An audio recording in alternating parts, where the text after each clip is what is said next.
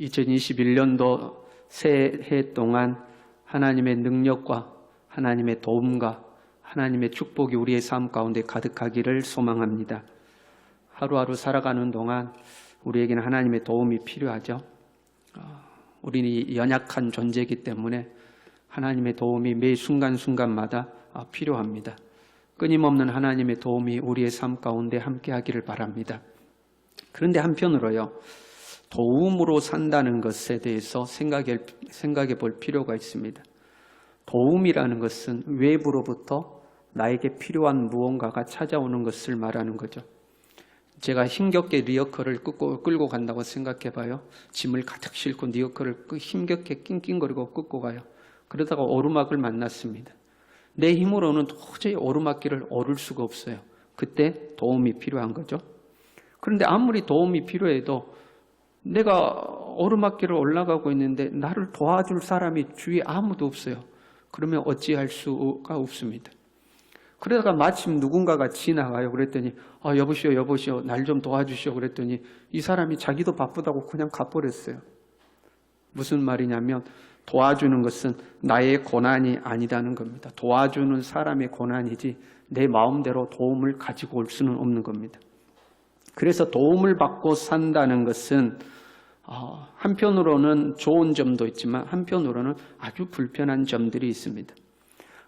우리에게 비가 필요해요. 곡식에 씨를 뿌리기 전에 비가 와야 되는데 비가 오지 않아요. 물이 있어야 되는데 물도 없고 비가 오지 않아요. 그러면 우리는 비가 오기를 기다리는 수밖에 없습니다. 그 비가 언제 어떻게 올지 모르는 거죠. 그냥 기다리는 수밖에 없습니다.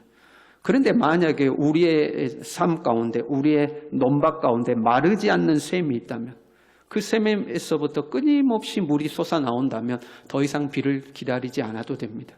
내가 필요할 때 어느 때든지 갖다가 사용하면 되는 거죠.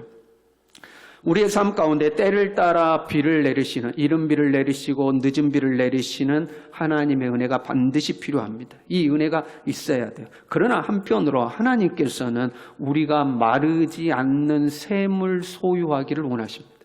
하늘문을 여시고 이른 비와 늦은 비를 내려주는 것도 하나님의 은혜지만 주님이 정말 우리에게 원하시는 것은 우리 안에 마르지 않는 샘을 소유하는 것입니다.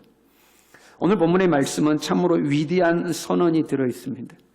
예수님께서 이 땅에 육체를 입고 오실 때 그 예수님에게 붙여진 또 하나의 이름이 임마누엘이었죠. 하나님이 우리와 함께 계시다 하는 겁니다. 위대한 선언이죠. 창조주 하나님께서 사람의 몸을 입고 우리 사람과 함께 거하신다. 이건 위대한 사건이죠. 그렇지 않습니까? 그러나 오늘 본문은요, 어떤 선언을 하고 있냐면요, 그는 너희와 함께 거하시며 또 너희 속에 거하시겠습니다. 처음 오셨던 예수님이 육체를 입고 우리와 함께 계셨다면 성령으로 오시는 예수님은 아예 우리 속으로 들어오신다는 겁니다. 우리 안에 들어와 계신다는 겁니다. 예수님이 육체를 입고 계실 때는 우리가 예수님의 도움이 필요하면 예수님을 만나러 가야 합니다. 영수동에 예수님이 계신다 그러면 영수동으로 가셔야 되고, 매곡동에 예수님이 계신다 그러면 매곡동으로 예수님을 만나러 가야 합니다.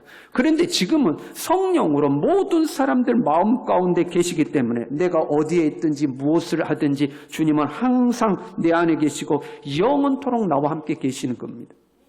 마치 마르지 않는 샘이 내 안에 있는 것과 똑같은 겁니다. 이제는 외부의 도움으로 사는 것이 아니라 내 안에 계시는 하나님의 능력으로 살아갈 수 있다 이 말입니다.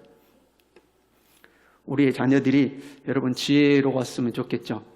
함께 지금 예배드리는 자녀들이 지혜롭기를 우리는 소망하고 하나님께서 지혜를 주시기를, 총명을 주시기를 기도합니다. 그리고 또 그렇게 기도해야 됩니다. 그러나 한편으로는요, 예수 그리스도를 구주로 영접한 우리의 자녀들 안에는 이미 지혜와 계시의 영인 성령께서 들어와 계십니다. 이미 지혜가 우리 안에 있는 거예요. 사실은 내 안에 있는 지혜를 끄집어 사용하기만 하면 되는 겁니다. 우리가 인생을 살아갈 때 너무 힘에 겨우며 하나님 내게 감당할 힘을 주십시오라고 기도하는 것 중요합니다. 그러나 한편으로는요, 이 세상 그 어떤 것보다도 강하고 능하신 주님께서 이미 내 안에 능력으로 계십니다. 우리는 그 능력을 사용하기만 하면 되는 겁니다. 그게 마르지 않는 샘인 거예요. 이 하나님의 능력을 누리고 살려면 가장 기본적으로 믿음이 필요합니다. 성령이 내 안에 계셔서 나와 함께 하신다는 이 굳건한 믿음이 있어야 되죠. 믿음이 굉장히 중요해요. 우리는 예수님을 믿음으로 구원을 받은 줄로 믿습니다. 여러분, 구원받는 것도 믿음으로 구원받았잖아요. 그래서 물어보면요, 이것은 다 아멘 합니다. 구원받았습니까? 아멘. 어떻게 구원받았습니까? 예수님을 믿음으로 구원받았습니다. 그럼 지금 죽어도 천국 가시겠습니까? 나 지금 죽어도 천국 갑니다. 이거는 믿어요. 예수님을 믿음으로 당신 안에 성령이 들어오신 것을 믿습니까? 아멘입니다. 예수님을 믿음으로 구원받은 것처럼 예수님을 믿음으로 성령이 우리 안에 계시는 겁니다. 예수님을 믿음으로 지금 죽어도 천국 가듯이 예수님을 믿음으로 성령의 능력이 실제로 내 안에 있는 겁니다. 이것을 믿어야 합니다. 믿음으로 구원을 받듯이 믿음으로 성령의 능력이 내 안에 역사를 하는 겁니다. 우리 기독교 신앙은요, 믿지 않으면 그 어떤 것도 누릴 수가 없습니다. 기도의 응답도 믿음이 있어야 됩니다. 질병의 치유도 믿음이 있어야 됩니다. 영혼의 구원도 믿음이 있어야 합니다. 성령의 역사도 믿음이 있어야 하는 겁니다. 예수님을 믿음으로 우리 안에 성령이 계심을 여러분은 확신하시기를 바랍니다. 그럼 물과 기름은 섞이지 않잖아요. 그렇죠? 요즘 기술이 발달해서 물하고 기름도 섞는다고 그러지만 기본적으로 물과 기름은 섞이지 않죠. 함께 있지만 섞이지 않습니다.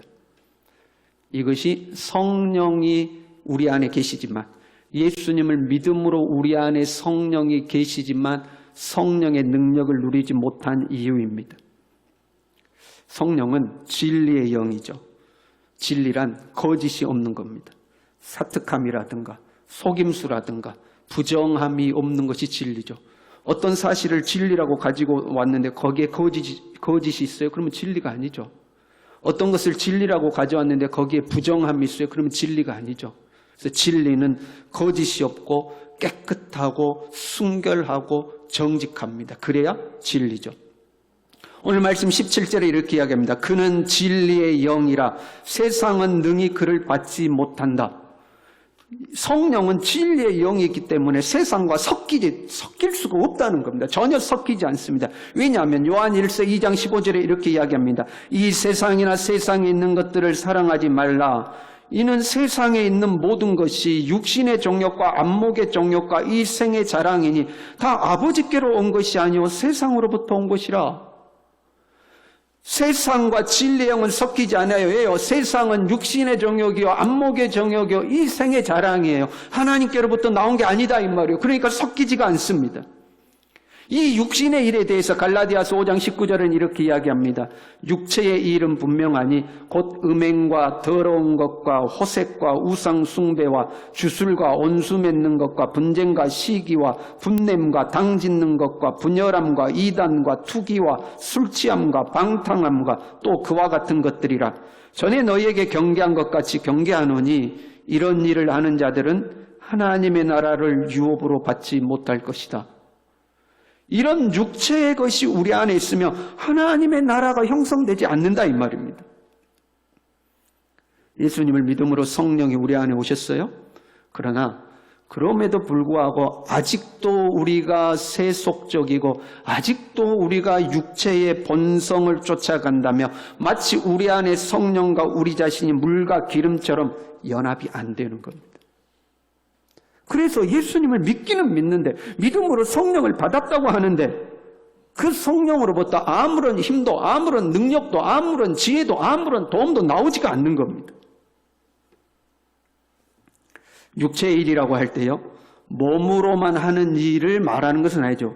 세상을 사랑하지 마라. 세상은 육체의 일이다. 그 육체의 일은 음행과 더러운 것과 당짓는 것, 분내는 것과 시기함과 할 때 그 몸으로만 짓는 것을 육체라고 말하는 것은 아닙니다. 마음과 생각으로 하는 것도 육체적인 일이죠.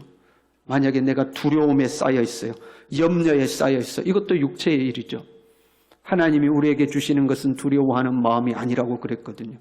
내가 항상 염려하고 근심하고 걱정하고 그러면 그 또한 육체의 일에 우리가 붙들려 있는 겁니다.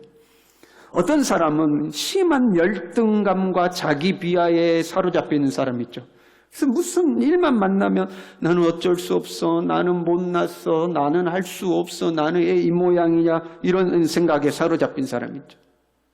성령은 우리 안에서 너는 존귀한 자라, 너는 하나님의 소유다, 너는 하나님의 자녀라고 이야기하시는데, 그때 우리가 이 말씀을 아멘하고 받아들이면, 믿음을 가지면 그 믿음으로부터 용기가 생기고 샘이 생기고 지혜가 솟아나는데요.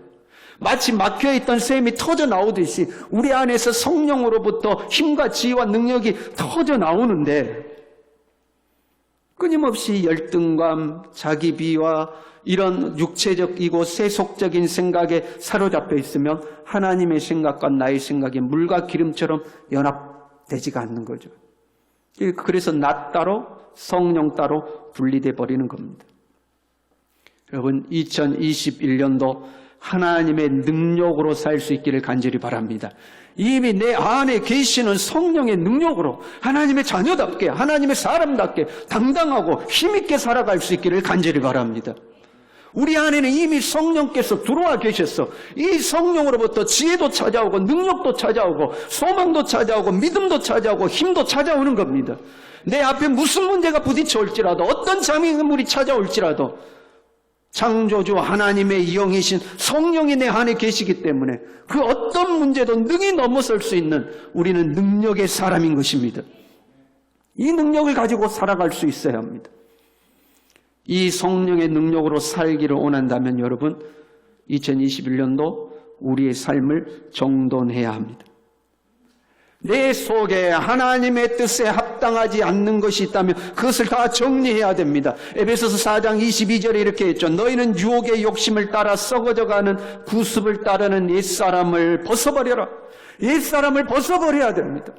내 안에 온갖 더러운 것이 있으며 성령과 연합할 수가 없습니다. 성령은 거룩한 영이기 때문에 더러운 것과 연합이 안 되는 겁니다.